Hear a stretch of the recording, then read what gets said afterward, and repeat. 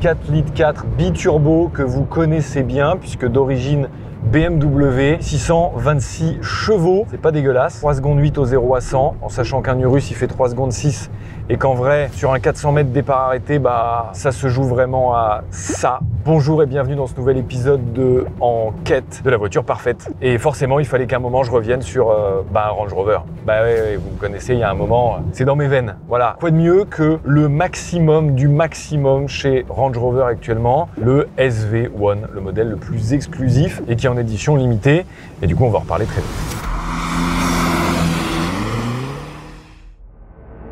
On se retrouve donc, comme vous le savez, devant ce merveilleux Range Rover Sport SV1. En termes d'appellation, j'ai pas trouvé plus compliqué. Mais du coup, on va faire comme d'habitude un tout petit retour en arrière pour avoir un historique un peu du modèle. Parce que la marque, en fait, avec moi, vous commencez à savoir que Range Rover, déjà, c'est en perfusion dans mes veines depuis trop longtemps. En fait, beaucoup trop longtemps. Et donc, du coup, l'histoire, vous l'avez déjà entendue. C'est une histoire qui commence dans la fin des années 40, 47. Une espèce de gangbang entre un moteur Rover et un châssis de Jeep. Déjà, de base, on commence avec du 4x4, du franchisseur. C'est l'ADN de Land Rover, en fait, tout simplement. Et puis, on évolue tout ça avec un système de 4 roues motrices, de franchisseurs avec de la gamme basse, qui n'est pas quelque chose qui intéresse nécessairement à l'époque, mais qui est très utilitaire et qui pour le coup sait se démarquer sur le marché. Donc, ça fonctionne. Et on arrive dans les années 70 où la British Leyland, déjà récupère tout ça et se décide à créer le Range Rover qu'on connaît tous, le Range Rover.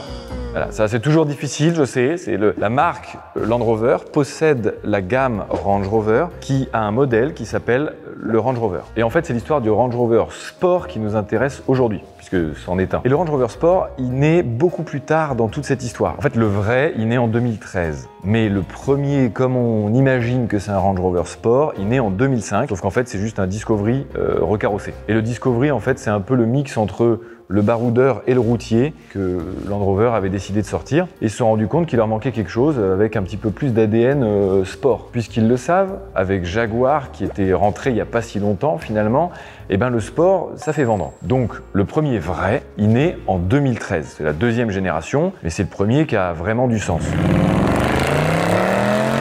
Et puis se succèdent quelques générations jusqu'à celle-ci. Mais juste pour l'historique, très rapidement, cette ADN Sport, elle vient pas de nulle part. Il y a eu quand même pas mal de choses qui se sont passées. La British Leyland a voulu se séparer de Land Rover à un moment, donc c'est BMW qui a racheté. Et donc forcément, une ADN sportive transpire un petit peu. Derrière, puisque BMW à un moment donné décide de s'en séparer, puisque c'était une belle connerie que d'acheter cette marque, ils le vendent à Ford, parce que Ford avait envie de tout racheter. J'ai dépensé sans compter. Et puis pour finir, Ford a décidé de s'en séparer puisque finalement ça l'intéressait plus vraiment. Et donc on arrive chez Tata Motors qui sont donc un immense consortium indien et qui a décidé de se charger de faire passer à un autre level de luxe et de confort Range Rover. C'est comme ça qu'on se retrouve avec ça. Et donc, il faut que je vous décrypte un petit peu le nom. Range Rover Sport, on vient de voir exactement ce que c'était. SV et One. Qu'est-ce que ça voudrait dire techniquement? Alors SV, c'est simple, on va en parler plus en détail, mais c'est le département personnalisation. Comme beaucoup de marques premium et même carrément de luxe, puisque Range Rover se place dans ce segment, ils ont décidé à un moment donné de pousser encore plus loin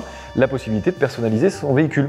Et donc avec un département dédié à la personnalisation sur commande. SV comme Special Vehicle, et O comme Operation, parce qu'ils s'occupent aussi du sport.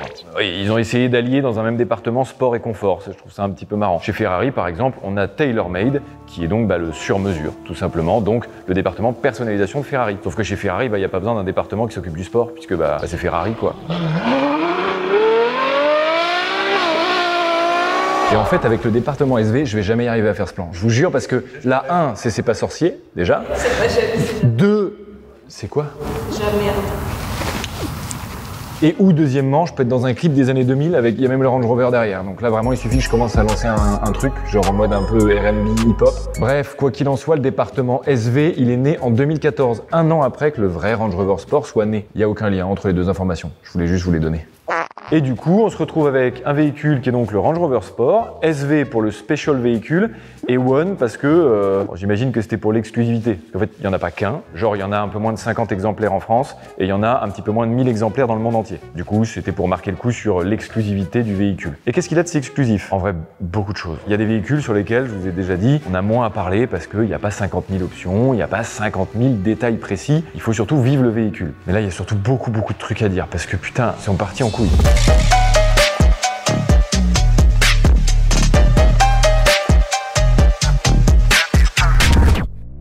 puisque l'ADN de Range Rover, c'est d'être un 4x4, ils sont restés sur un 4x4. Ça, c'est bon. Enfin, un SUV. Sauf qu'ils ont décidé d'y ajouter un maximum de confort et de sport. C'est là qu'il y a un truc qui marche plus, quoi. C'est-à-dire que souvent, quand tu essaies de faire les deux, bah, tu te foires sur au moins l'un des deux, c'est sûr, quoi. Pas encore posé vraiment mon cul dedans, à part juste pour l'intro d'avant. J'ai peur qu'il se rapproche vraiment d'une réussite, du mix entre les deux. Et ce serait vraiment chiant. Parce que moi, quand je vais chez Range Rover, je veux juste du confort. Vraiment, je veux un canapé, c'est tout. Et la reine d'Angleterre, c'est pas pour rien qu'elle roulait elle-même sur Range Rover. Elle avait pas de chauffeur. Enfin, si, mais dans sa résidence, elle roulait avec son propre Range Rover elle-même. Et ça, en plus d'être cool, eh ben c'est cool. On se retrouve donc avec un truc qui essaie d'allier sobriété. Alors, chacun a sa définition de sobriété, mais en tout cas, c'est pas un truc rouge vif, jaune fluo ou j'en sais rien. C'est une peinture mate, donc pas un truc qui est trop voyant. C'est pas un covering, genre c'est d'origine, tu peux avoir ces teintes-là. Et d'ailleurs, le département SV, il peut faire la teinte que tu veux. Et c'est toi qui choisis. Enfin, si tu as l'argent de le choisir, en tout cas, c'est toi qui choisis. Et puis, en dehors de cette sobriété qui, mine de rien, a une ligne assez classique, quoi. C'est un Range Rover Sport, on le reconnaît un petit peu, avec son arrière effilé, le petit béquet à l'arrière. On a les codes du Range Rover Sport, on casse pas tous les codes. Sauf que là où on commence à être un tout petit peu différent, c'est que oui, sur le Range Rover Sport, on a eu celui que tout le monde connaît à peu près, le SVR, donc vraiment la version ultra énervée du Range Rover Sport, avec un petit peu de carbone à droite à gauche. Mais là, c'est plus un petit peu de carbone. Là, il y a du carbone partout. Jusqu'à, et c'est là où je trouve ça intéressant, parce que les ouïes, on connaît, les bas de caisse, petits ajouts un petit peu partout, le contour de calandre, enfin, là, on casse pas trois pattes à un canard. Par contre, là où il y a une vraie avancée, c'est ça. Les jantes sont en carbone forgé. Je sais, on est en 2025 et du coup ça vous choque plus vraiment d'entendre ça parce que toutes les hypercars et les supercars commencent à avoir ce genre de truc. Et là on est sur un 4x4 en fait. C'est censé aller faire du franchissement et tout, hein. Tu vas à la chasse avec ça, ou à la pêche, ou tu vas faire du camping, j'en sais rien. Moi je fais ni l'un ni l'autre, ni l'autre. Donc comme ça au moins, le vrai intérêt des jantes en carbone, pour être honnête, c'est que ça fait gagner environ 20 kg à tout le véhicule en masse non suspendue. Ce qui a vraiment beaucoup d'intérêt. Pourquoi? Parce que la masse non suspendue, c'est celle qu'on a le plus de mal à éliminer parce que elle se trouve quasiment que dans les roues en fait. Et cette masse, du coup, c'est une masse morte quoi. Tu peux rien en foutre. Lorsqu'un kilo de cette masse prend l'énergie cinétique, elle est absorbée par rien du tout, pas par les suspensions, par rien, à aucun moment. Donc pour la freiner, c'est de l'énergie pure et exponentielle puisque ça tourne qu'il faut perdre. Donc plus tu gagnes du poids sur ces éléments, plus tu gagnes vraiment du poids. Alors évidemment, on se retrouve quand même sur un truc de 2,5 tonnes, vous allez comprendre, parce que, comme je vous le disais, ils ont essayé du sport, donc gagner du poids en masse, on essaie d'enlever du poids non suspendu, on met les jantes en carbone et tout, incroyable, et en confort. Donc les sièges massants, tout ça, on va mettre tout ce qu'il faut dedans, je vais vous raconter, c'est super. Sauf que ça rajoute du poids. Alors j'adore les trucs cons comme ça, mais force est de constater qu'il y a un moment, bon, la logique, elle est pas bonne.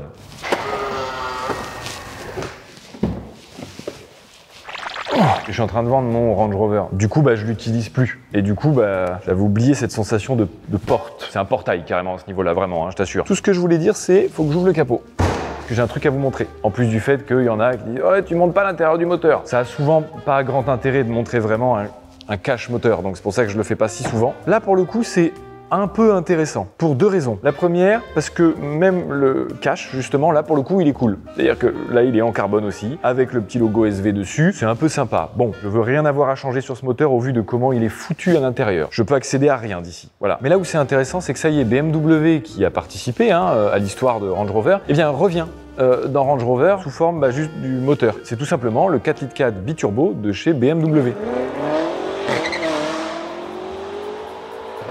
Mais alors quand je vous dis exactement, le X6M compétition de chez BMW, il a ce 4,4 litres biturbo qui fait 625 chevaux. Chez Range Rover, c'est le 4,4 litres biturbo qui fait 626 chevaux.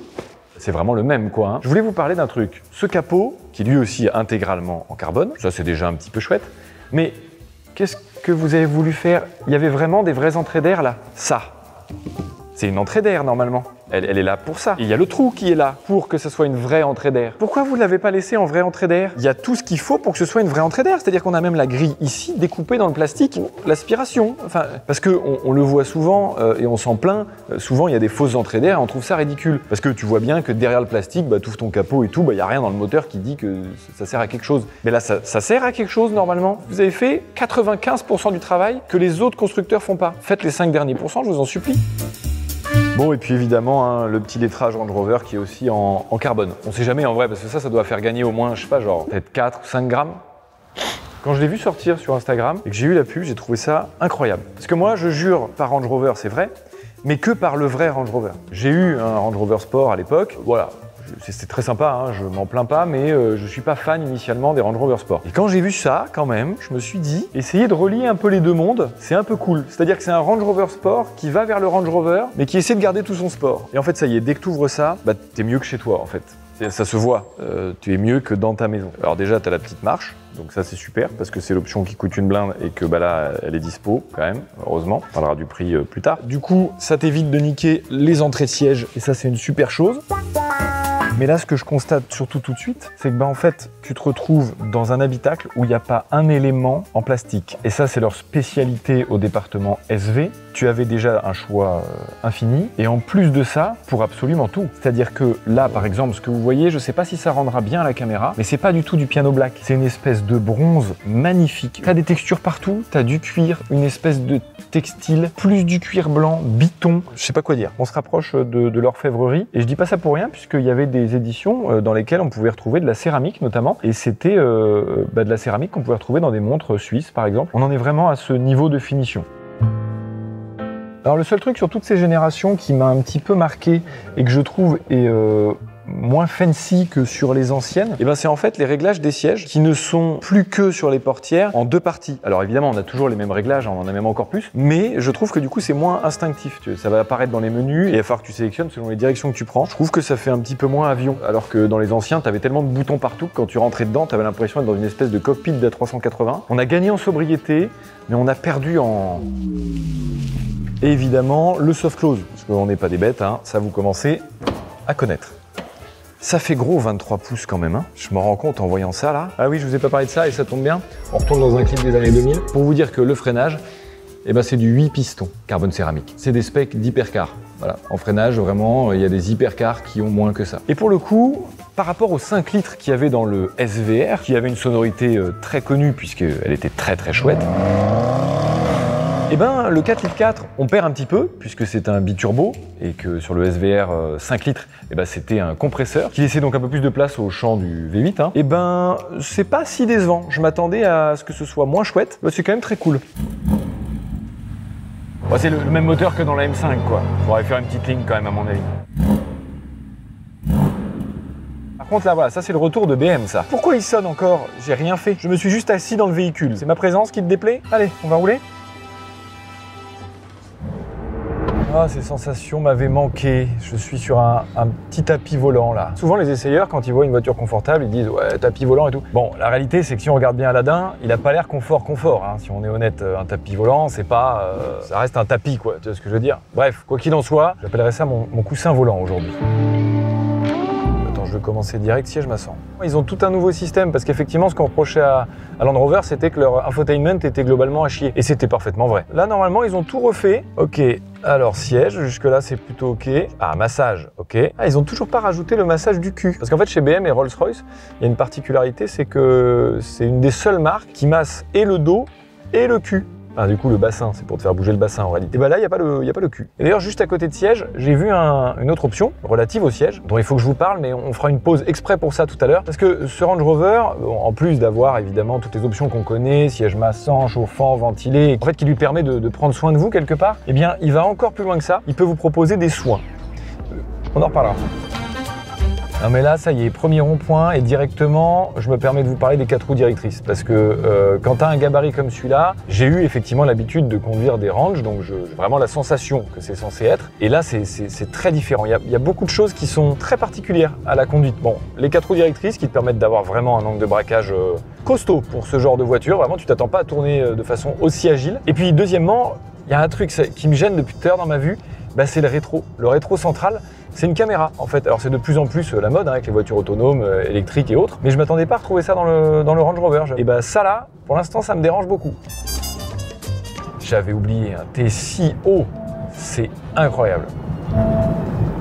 Quoi? Pas qu'il me hurle dessus, enfin si un petit peu, mais il me prévient à chaque changement de panneau. Je vais désactiver ça très vite. Parce que vraiment c'est pas possible. Je suis là pour faire un essai de bagnole, c'est pas la bagnole qui est censée m'essayer quoi, tu vois.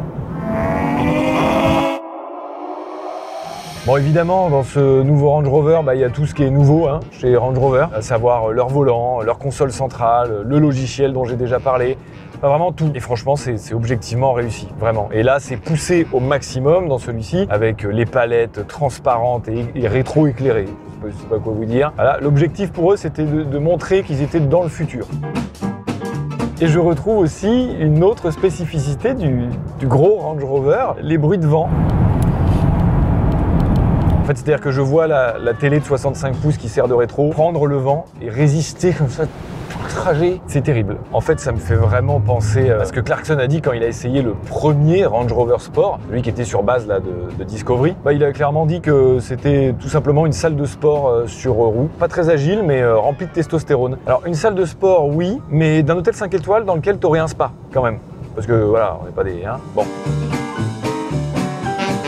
Parce que ça y est, je retrouve la sensation, t'es dans des toutes petites rues, qui en vrai sont pas si petites, je les connais ces rues. C'est juste que là, elles ont l'air minuscules, parce que je suis énorme, et c'est hilarant. J'utilise la rue, voilà, à son plein potentiel de rue. En largeur, en longueur, en rue. La boîte ZF à convertisseur, hein, change pas une équipe qui gagne. Alors évidemment, c'est pas extrêmement efficace en sportivité, on le verra tout à l'heure. Par contre, en confort, c'est tout. Chez Range Rover, ils ont un système qui s'appelle terrain response, la réponse du terrain, t'as compris, qui te permet en fait, selon le mode, de t'adapter à ton revêtement, du sable, de la neige, peu importe. Bon, ça d'accord, très bien. Plein d'autres marques possèdent ce genre de choses. Cependant, ils ont adapté une technologie sur ce nouveau système de suspension 6D+, Max Giga Plus en croisé, un système similaire au McLaren, hein. C'est pour vous dire quand même le niveau d'ingénierie là-dedans. Sauf que chez McLaren, c'est pour le châssis, le rendre vraiment dynamique.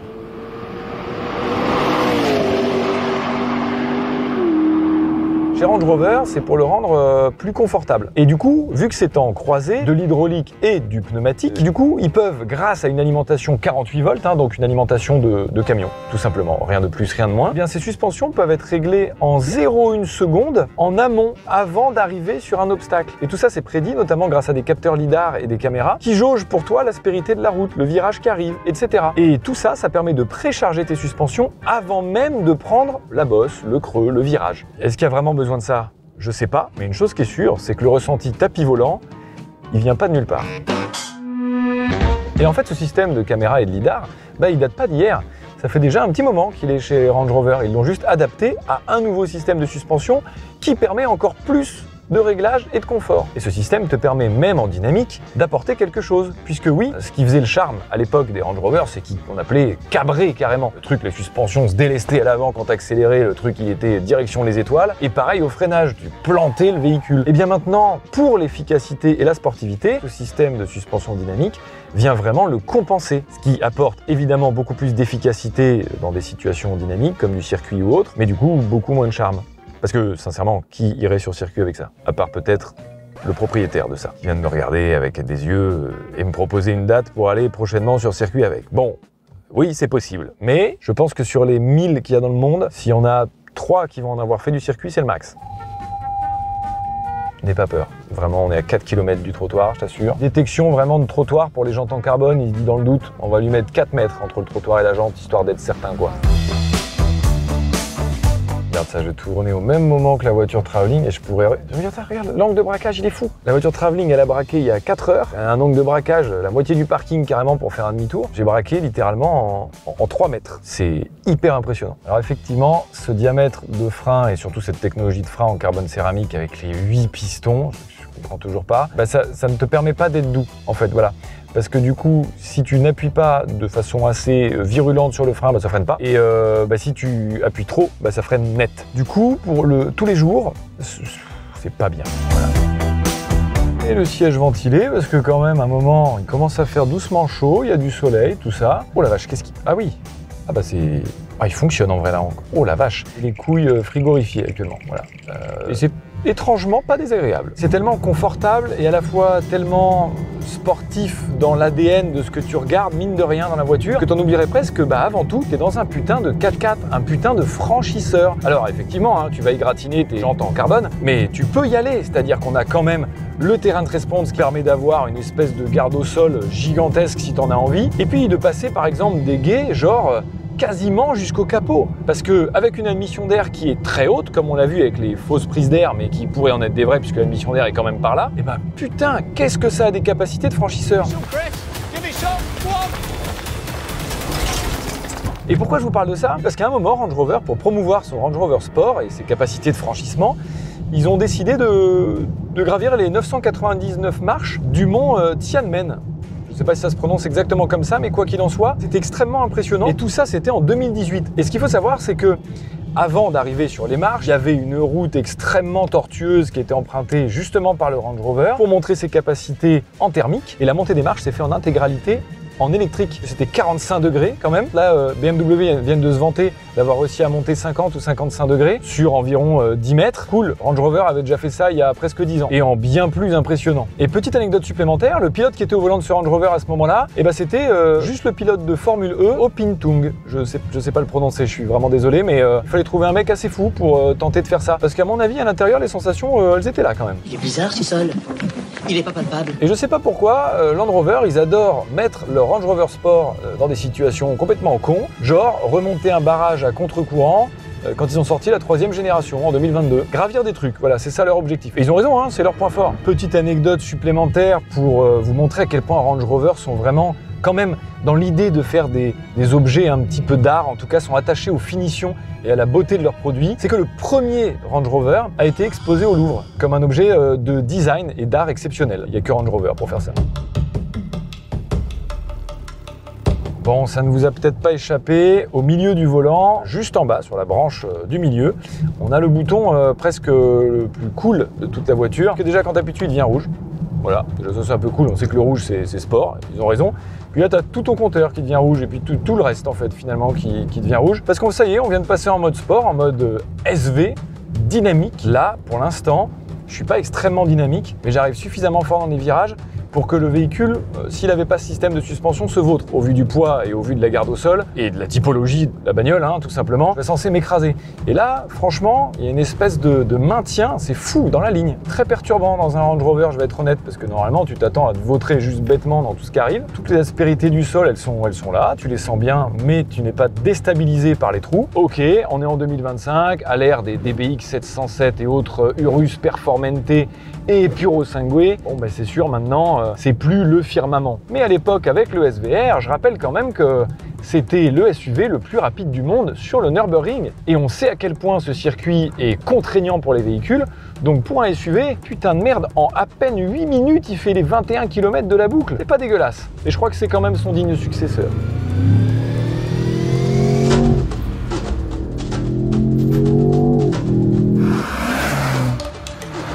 Là, on est dans la petite partie sinueuse du trajet et j'ai pas tant l'impression d'être dans un énorme SUV, ce qui est très perturbant.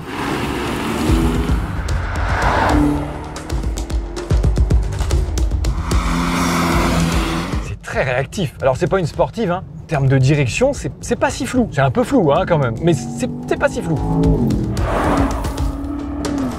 Si, c'est chouette, si, c'est rigolo.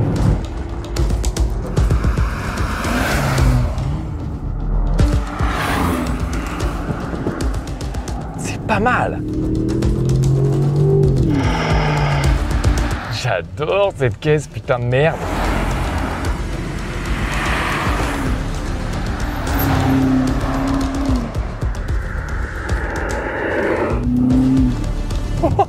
Oh, c'est incroyable.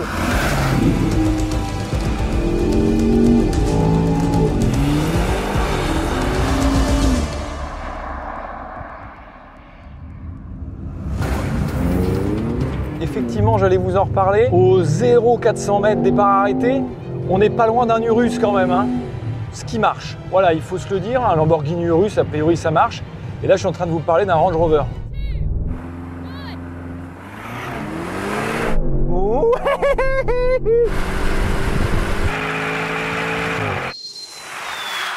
Faut vraiment se rendre compte, c'est forcément un petit peu plus aseptisé, hein, comme les véhicules de ces générations, mais ça marche vraiment très convenablement. Et là, dans les virages, je vous assure, je suis étonné, parce que c'est là, on peut pas dire que c'est une espèce de pachyderme qui se vautre, c'est pas vrai. Et c'est là où la limite est fine. La limite entre la passion, ou en tout cas le ressenti, l'émotion, et l'efficacité. Parce que quand on veut tout faire bien, eh bien forcément, on se perd à un endroit. Que lorsqu'on cherche à être efficace, par exemple, on va mettre toute la technologie qu'on a à notre disposition dans le véhicule et ça va le rendre efficace. Par contre, comment on fait pour mettre une âme dans une voiture? Eh bien, souvent, ça vient des défauts qu'elle a. Et ça, le constructeur, finalement, ne fait pas souvent exprès.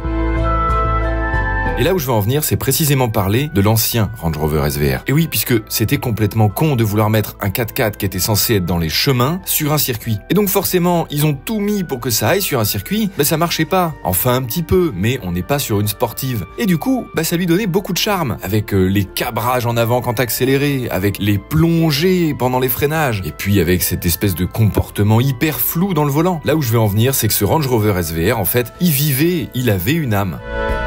Et dans ce SV1, malheureusement l'âme, on l'a clairement perdue. Alors, on n'a plus d'âme, par contre, à la place on a des watts. Bon, c'est super, on a vu que niveau dynamique, en vrai, ça fonctionne. Mais moi, comme je vous l'ai dit, ma définition de Range Rover, c'est le confort. Là, en plus, c'est la fin d'après-midi, c'est bientôt le goûter, petite sieste.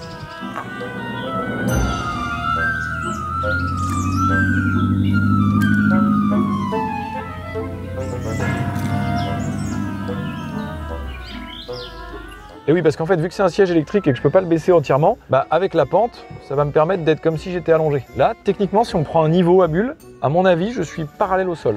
5-6 degrés, ça va, c'est pas dégueu. Et oui, pardon, excusez-moi, c'est parce que j'allais vraiment siester là en fait. J'ai un truc à vous dire d'abord. Quand je vous ai parlé tout à l'heure de soins, juste à côté de siège, vous avez siège corps et âme. Alors effectivement, sur le papier, c'est sûrement une mauvaise traduction, ça oui. Mais par contre, c'est vraiment une fonctionnalité que je trouve incroyable. Il faut savoir que dans ce véhicule, déjà, il y a 35 haut-parleurs. Un système de son vraiment méridien, poussé à son maximum, avec du subwoofer. Enfin, il y a 1600 ou 1800 watts de son dans cette bagnole. Ça n'a aucun sens, mais ça permet une chose incroyable, qui est déjà de vous plonger dans un univers sonore fou. Mais pas seulement, puisque dans le luxe, on connaît déjà l'option où les haut-parleurs sont juste là. J'en ai effectivement 2 dans chaque dossier. Ça permet une meilleure immersion et c'est super. Mais là, ce qu'on a en plus, chez Range Rover, ils se sont dit que puisqu'on allait pousser l'expérience sensorielle au maximum, et tout à l'heure, je vous parlais d'une salle de sport avec un spa.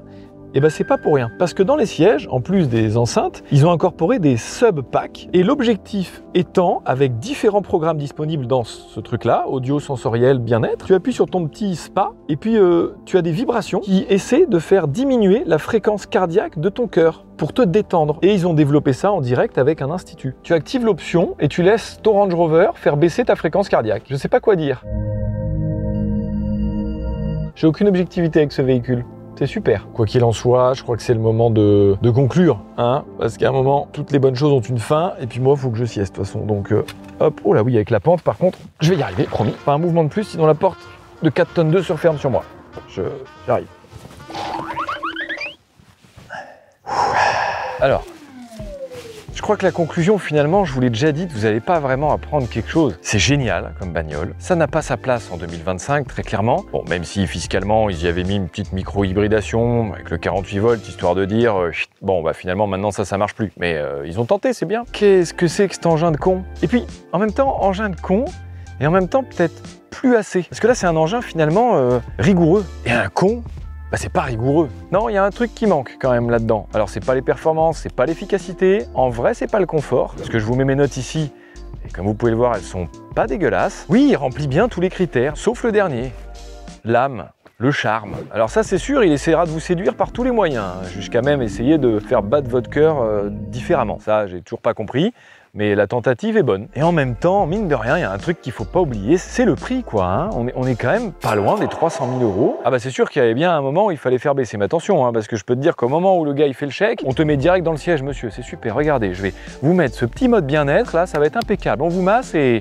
Oh là, oubliez tous vos soucis. Oui, effectivement, ça c'était une bonne idée. Si ça les vaut, je sais pas, en vrai. Mine de rien, parfois, par rapport à des voitures qui peuvent valoir ce prix-là, genre un Urus, c'est quand même vachement moins bien équipé, un Urus. Et puis, selon les goûts, c'est vachement plus vulgaire. Je suis partagé. Je sais pas si c'est mon manque d'objectivité par rapport à la marque Range Rover qui fait que j'ai cette conclusion, mais vraiment, je trouve ça pas si mal. Quoi qu'il en soit, oui, je l'aime, ce véhicule. Oui, vraiment, il remplit énormément de critères pour être le véhicule parfait, mais Peut-être le même avec le gros Range Rover, où là on aura plus de perdition, plus de retour de lame. Du coup ma conclusion ce sera qu'en vrai, effectivement, le mix que Range Rover a essayé de faire entre sport et confort, bah, il est réussi. Et si j'avais dû choisir entre les deux, bah, je pense que j'aurais choisi le confort. Moi, c'est les canapés que j'adore. Non, le curseur, ça y est, il allait un petit peu trop dans le sport. Parce que si je veux une voiture de sport, j'achète une voiture de sport. J'achète pas un 4x4. Merci à toutes et à tous d'avoir regardé cet épisode. J'espère qu'il vous a plu. Vous n'hésitez pas à aller voir sur Instagram, à liker, à vous abonner à la chaîne. Enfin, vous connaissez la rengaine. Et puis, merci beaucoup au propriétaire qui m'a fait confiance et qui me prête ce véhicule. Si vous aussi vous en avez, n'hésitez pas, hein, sur le mail de la chaîne,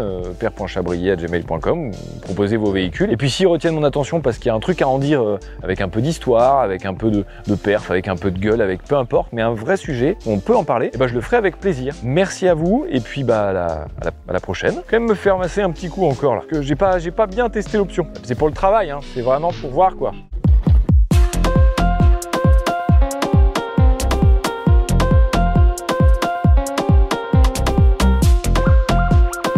Sachez que Pierre fait du drone et en même temps qu'il fait du drone, il fait pipi. Tous les cadreurs après qui vont utiliser le drone. Et attends, je me demande, est-ce que ça veut dire que je m'auto-baise? Je suis moi-même mon cadreur?